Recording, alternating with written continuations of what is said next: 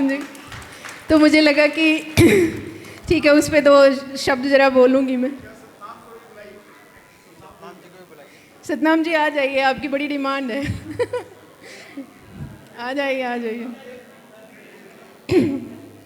मैं अपना परिचय दे दूं कि मेरा बड़ा सौभाग्य है कि मैं स्कूल में जन्म ली और एक बड़े अच्छे कुल में मेरा विवाह हुआ, और मुझे दोनों ही संस्कृति को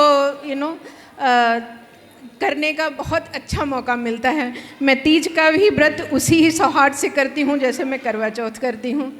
तो आप सभी का बहुत धन्यवाद है कि आप लोगों ने मुझे इतने अच्छे संस्कार दिए।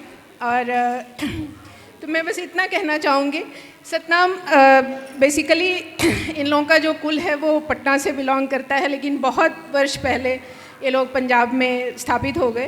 तो कल्चर तो अपना है ही, वो परंपरा निभाई ही जाती है। तो करवा चौथ के बारे में मैं सिर्फ इतना कहना चाहूँगी, मुझे लगता है यहाँ मेरी सारी बहनों को पता होगा कि ये चतुर्थी जो संकष्ट चतुर्थी पड़ती है, हर मास की कृष्ण पक्ष की जो चतुर्थी होती है उसे हम लोग गणपति जी की पूजा करते हैं, वो संकष्ट चतुर्थी होती है। और उसमें गणपति भगवान के 12 नामों के हिसाब से 12 जो महीने हैं उनमें ये चतुर्थी पड़ती है। तो जो ये कार्तिक मास की जो चतुर्थी होती है संकष्ट चतुर्थी, ये वक्रतुंड चतुर्थी बोली जाती है। तो वक्रतुंड में आप सभी, मैं बहुत ज़्यादा समय आपका नहीं लूँगी, आप सभी शास्त्रों के हिसाब से पुराणों में वो कथा है कि भगवान का वक्रतुंड कैसे हुआ था। उस दिन भगवान गणेश की पूजा होती है सर्वप्रथम, क्योंकि भगवान गणेश माता पार्वती और शिव जी के पुत्र हैं, और उनके बहुत बड़े जो भाई हैं भगवान कार्तिकेय, जिनको हम षडानन बोलते हैं, साउथ में उनका बड़ा ही महत्व है, उनको मुरुगन स्वामी बोला जाता है। तो मान्यता ये हुई कि जब भगवान गणपति की पूजा हुई, तो परंपरा अनुसार मैं बता रही हूँ जितना मैंने पढ़ा और ज्ञान मुझे है, कि उन्होंने कहा कि मेरे पिता माता और भाई की भी आज के दिन जो पूजा करता है, उसके भगवान गणपति सारे कष्टों का निवारण करते हैं, और जो भी विघ्न बाधा आपके कार्यों में आ रही है वो विघ्नहर्ता उसे हर लेते हैं।